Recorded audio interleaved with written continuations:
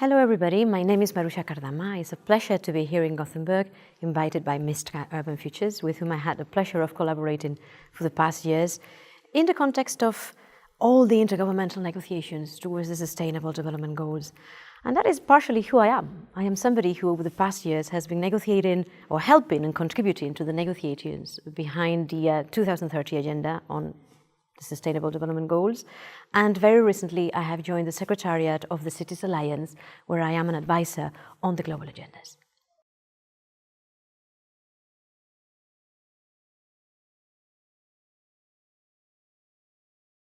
The motivation is not necessarily being the best city, winning awards around the world, even if incentives and awards do help cities to get recognized and to push, isn't it, towards certain levels of delivery. But the main motivation should be the fact that this global agenda is actually looking into and touching upon the reality of challenges and opportunities that cities in their daily lives are actually facing. So when we talk about migration crises, when we talk about poverty and inequality figures, when we talk about environmental disasters and concerns, when we talk about civic engagement, when we talk about this connection between citizens and politicians, all that plays out in cities. So the main motivation for local authorities to work into this could be precisely to change the reality of their societies, to help transform the societies to a place which is more prosperous, where environmental concerns are better looked into, and where there's social equality for absolutely everybody. Of course, there is another motivation that, if you want, is a bit more pragmatic, and it's the fact that the 2030 Agenda is the compass that is going to mark plans, programs, and budgets at the national level by development agencies, donors, trust funds, multilateral agencies. All that means money, means investment, and therefore we are talking about an unprecedented opportunity for local governments to tap into that investment and to be put there at the forefront. We're talking about a universal agenda, super ambitious, that is trying to, within 2030, provide universally to absolutely everybody public services and goods. Within environmental concerns, we're talking about a $1 trillion investment opportunity in urban infrastructure, housing, and technologies.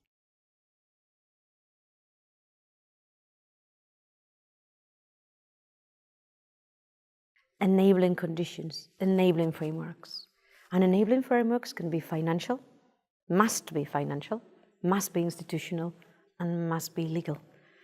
In an era that is urbanizing, in a moment in which we know very well that the implementation of these agendas, much of it is in the hands of local and regional governments, all these enabling frameworks have to be adapted. Either adopted, because in some places of the world we do not have them, or adapted. And I think that it is in the hands of multilateral organizations like the United Nations to help understand what are the causes and the consequences of not having those enabling frameworks, what are the different patterns of those enabling frameworks, and what is actually needed out there.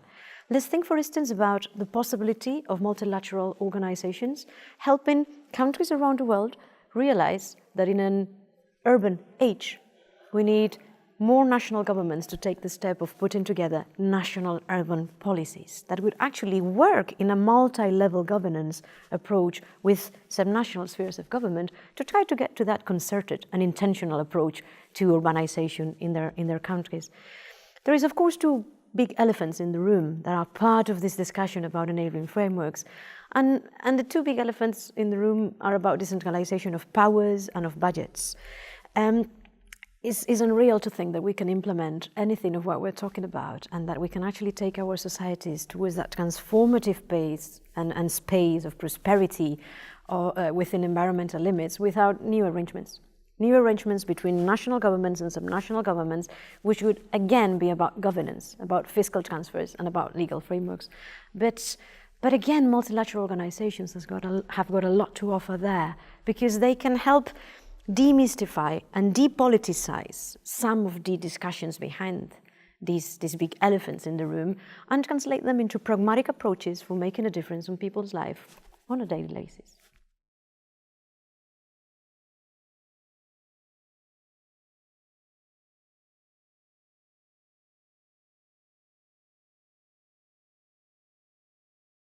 Well, certainly the unprecedented level of engagement of different stakeholders in the process of elaborating the SDGs had set a level that is not going to be dropped. The United Nations is now arranging itself in a way that its permanent structures for monitoring and reviewing the SDGs on an annual basis or periodically will be able to harness and welcome the feedback from different sectors of civil society.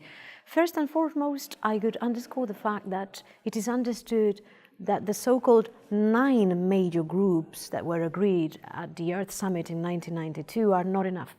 Are not sufficiently representative of the different sectors of civil society. So to the women, children and youth, scientific and technological communities, NGOs, farmers, business, local authorities, to those we have added, member states of the United Nations have decided to open the door to also grassroots communities, volunteers, philanthropy, families, migrants. So there is, for starters, the realization that a new shift, a paradigm shift towards societies that are based on sustainability requires to encompass and harness all those forces.